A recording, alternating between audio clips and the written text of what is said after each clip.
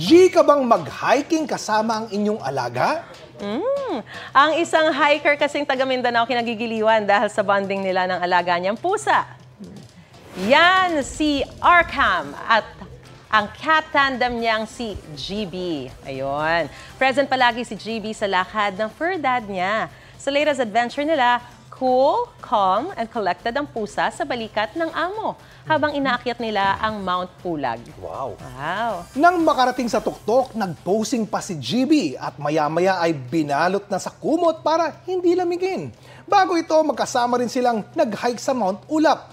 Naniniwala raw si Arkham sa katabihan na hindi dapat nakukulong sa bahay ang pets. Ayan. Katabihan. Dapat daw ay masilayan din nila ang ganda ng mundo. Oo nga naman, di ba? Gandang katabihan. Oy, lalo pa pag very calm, cool, and chill ng kasama mo, di May ba? baon ka bang katabihan?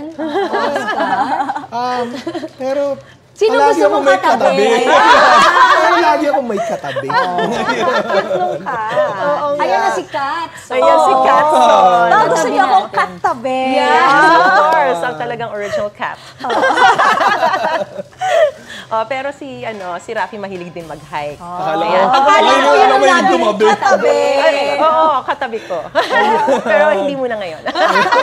Si Aubrey naman. May katabi din ako. Lahat tayo may katabi. Ito po ang saya natin. tumabi-tabi na tayo. Tumabi-tabi muna kayo.